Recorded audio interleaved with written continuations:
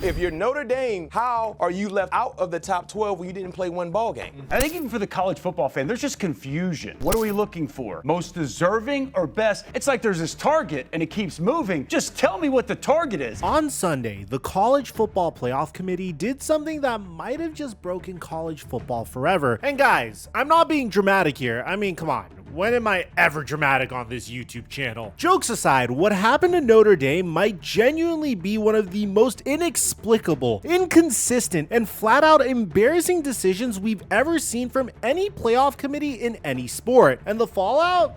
It's already getting ugly. Because here's the thing, Notre Dame didn't just get left out of the playoff. They got leapfrogged at the last possible second by a team that they had been ranked ahead for 5 consecutive weeks. A team they lost to by 3 points back in August. And now, instead of preparing for a first-round playoff game, Notre Dame has announced that they're declining to play in any bowl game. They're done. They're taking their ball and going home. And honestly, I don't blame them. But to understand just how badly the committee screwed this up, we need to go back to November 4th, because what happened between then and now is going to make you question whether this committee has any idea what they're actually doing. So before we get to the content, I wanted to announce the jersey giveaway winner. Thank you so much for supporting my content. I already reached out to him via Instagram to get his information and send him a jersey of his choice. We're still going to run the same jersey giveaway on this YouTube channel. It's my way of thanking you guys for supporting me on this incredible journey of building 2 YouTube channels, over 1 million subscribers, and getting to do what I love each and every day. To enter for a chance to win a jersey, just subscribe, turn on my notifications, comment what jersey you want, and at the same time, we're running the same giveaway on my Instagram page. Just follow me on Instagram at @theflightmike and turn on my notifications and comment on my content what jersey you'd like. And just one more quick announcement. If you took my Thursday night football picks for my Instagram story, then congratulations on 3xing your money. The pick I gave on this YouTube channel unfortunately didn't hit. George Pickens didn't have a touchdown, but 2 out of the 3 legs hit. But over the past week, we are now over $2,000 made on Prize Picks, and I'm going to keep giving you picks on my Instagram story and in my YouTube videos. First, to sign up for Prize Picks, make sure you use my promo code microphone to get $50 when you make a play of $5 or more. Now, I wanted a very safe play for Monday Night Football, and I have a very good chance this is going to hit. All of these are goblins, which means that the odds are skewed in our favor for them all converting. I have Ladd McConkey getting at least 4 receptions, AJ Brown getting 50 receiving yards, Cameron Dicker, the kicker, has to kick 2 PATs, and Jalen Hurts just needs 150 pass yards. If all of these hit, my $50 turns into $140. Now, if you go in the description down below and you click that WAP link, we are profiting on a weekly basis over there. And I also give additional picks on my Instagram story at @theflightmike. And thank you, Prize Picks, for sponsoring today's video. Mic check 1 2 1 2. What's going on, everybody? All right, so let's set the stage here. On November 4th, both Notre Dame and Miami were sitting at 6-2, same record, and Miami had the head-to-head win over Notre Dame from week 1, a 3-point game that came down to the wire. So logically, you'd think that Miami would be ranked higher, right? That's how head-to-head works. Except no, the committee had Notre Dame at number 10 and Miami all the way down at number 18, 8 spots lower, despite having the same record. Despite having beaten Notre Dame, the committee looked at both resumes and said,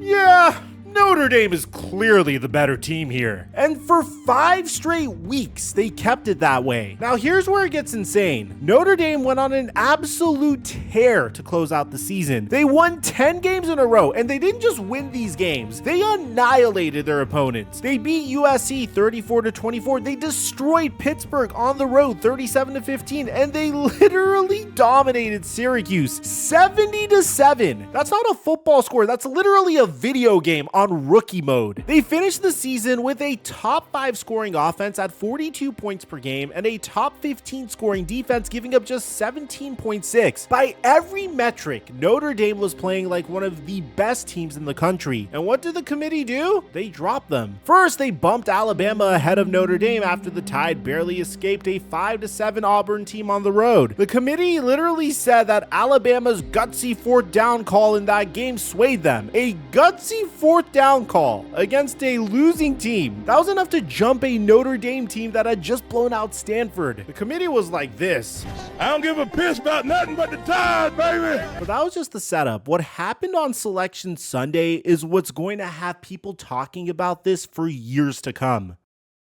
So going into championship weekend, Notre Dame was ahead of Miami in the rankings. They had been ahead of them for weeks. Both teams had the same 10-2 record, but the committee had consistently valued Notre Dame's resume more highly. And then neither team played a game. They both sat at home on conference championship weekend because neither of them had a title game to play in. And somehow, someway, Miami jumped Notre Dame in the final rankings. Without playing a game, without doing anything, the committee just decided at the last possible moment that actually the head-to-head from September matters now, even though it apparently didn't matter for the previous 5 weeks when they had Notre Dame ranked higher. Committee chair Hunter Yurachek said they went back and rewatched Miami's win over Notre Dame from September. They rewatched a game from 4 months ago, a game they had already evaluated, a game that was already factored into their rankings, and suddenly, on the day that actually matters, they changed their minds. I love America and I love the Tide. It's not pissed for the Tide. Now look, I get it. Head-to-head should absolutely matter. If two teams have similar resumes and one beat the other, that team should get the edge. But that's not how the committee was operating for 5 weeks. For 5 weeks, they told us Notre Dame's body of work was more impressive. For 5 weeks, they told us that early season losses matter less as teams grow and improve. And then when it actually counted, they threw all of that out of the window. ESPN's Chris Fowler said it best on the selection show. This is a bracket that's going to be talked about forever. And he's right. Not just because Notre Dame got excluded, but because of the process that got us here. The complete lack of consistency, the arbitrary application of criteria, the feeling that this committee is just making it up as they go. And Notre Dame's response is unlike anything we've ever seen from a major program. Notre Dame's athletic director didn't hold back. He said the playoff was stolen from their student athletes. Stolen.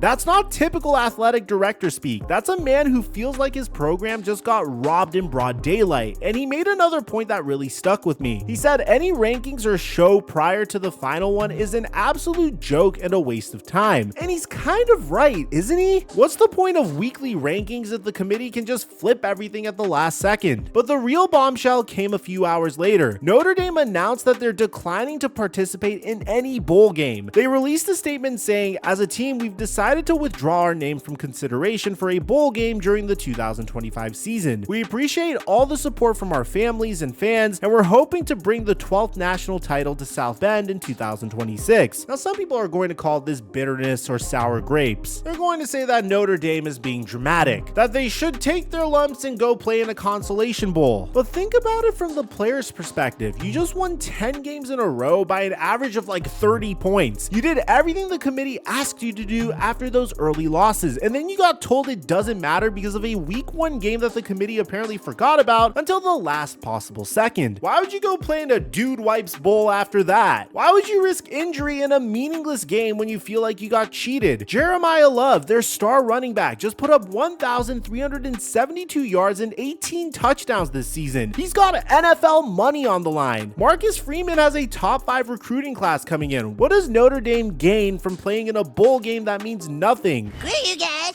I'm going home. Fans are even calling for a full boycott of the playoff. Dickie V, yes, the basketball guy, called Notre Dame's exclusion an absolute joke. When Dickie V is weighing on your college football controversy, you know it's reached a different level. But here's what nobody's really talking about yet. This isn't just about Notre Dame. This is about a system that was supposed to fix everything, but somehow made it even worse.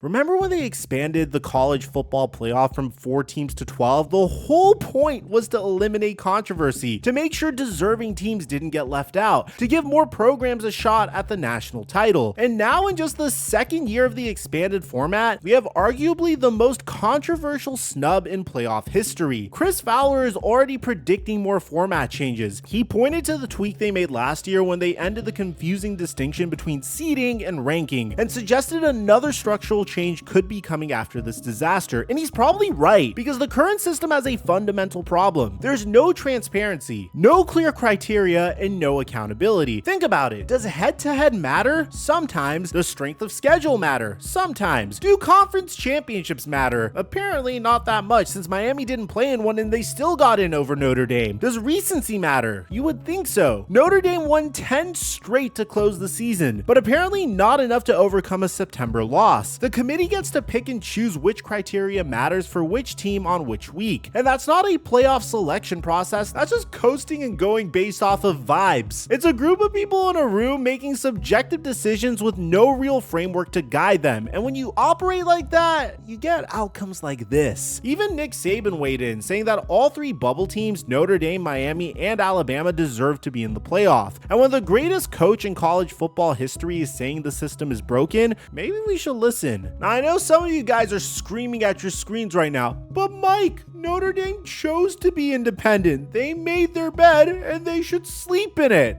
And that's a fair point. So let's talk about that for a second, because I think it's important to address this head on. Notre Dame is college football's most famous independent. They don't belong to a conference. They have their own TV deal with NBC worth hundreds of millions of dollars. They get to play a national schedule, pick and choose their opponents, and keep all that revenue for themselves instead of splitting it with conference partners. It's a sweet deal, and Notre Dame has fought hard to maintain that independence for decades. But here's the trade-off. When you're independent, you don't have a conference championship game. You don't get that 13th game to prove yourself. When Notre Dame and Miami both finished 10-2 and sat at home on championship weekend, Miami was sitting out because they didn't win the ACC. Notre Dame was sitting out because they literally don't have a conference to win. That's a choice they made. And there's another angle that people are talking about. Committee chair Hunter Yurachek specifically said that the possibility of no ACC team making the playoff had no impact on their decision. Now, whenever someone goes out of their way to deny something unprompted, that usually means that it was absolutely a factor. If Miami gets left out, the ACC has zero representation in the 12-team playoff. That's a bad look for a Power 4 conference. That's bad for TV ratings. That's bad for the sport. So you can argue, and some people are, that Notre Dame is paying the price for wanting to have it both ways. They want the independence, the NBC money, the scheduling freedom, but they also want the safety net of being treated like a conference team whenever it comes to playoff selection. And maybe, just maybe, the committee looked at this situation and said, you know what? Miami actually played in a conference. They had conference games, they had conference obligations, and if it's a coin flip between them and an independent, we're going with the conference team. That's the argument. And I'll be honest,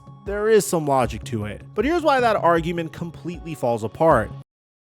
The committee ranked Notre Dame ahead of Miami for 5 consecutive weeks, and I just can't get away from this one point. For 5 straight weeks, they knew Notre Dame was independent the whole time. They knew Notre Dame didn't have a conference championship game coming. They knew all of this information. They evaluated both resumes and consistently said Notre Dame was the better team. If independence was supposed to be a tiebreaker against Notre Dame, why wasn't it a tiebreaker in week 10, week 11, week 12, or week 13? You can't tell me for 5 weeks that Notre Dame's resume is more impressive, that their body of work matters more than a head-to-head loss, that independence isn't a factor, and then flip the script on Selection Sunday. That's not applying for consistent criteria, that's moving the goalposts after the game is already over. And let's be real about the ACC representation thing. If conference representation mattered to the committee, they would have said so. They would have built it into the criteria, but they didn't, because that would expose how political this whole process actually is. So instead, they hide behind head-to-head, a criterion they ignored for a month and a half, and pretended that this was some objective, merit-based decision. Notre Dame's independence didn't cost them a playoff spot, the committee's inconsistency did. What makes this even more frustrating is that we've seen this movie before.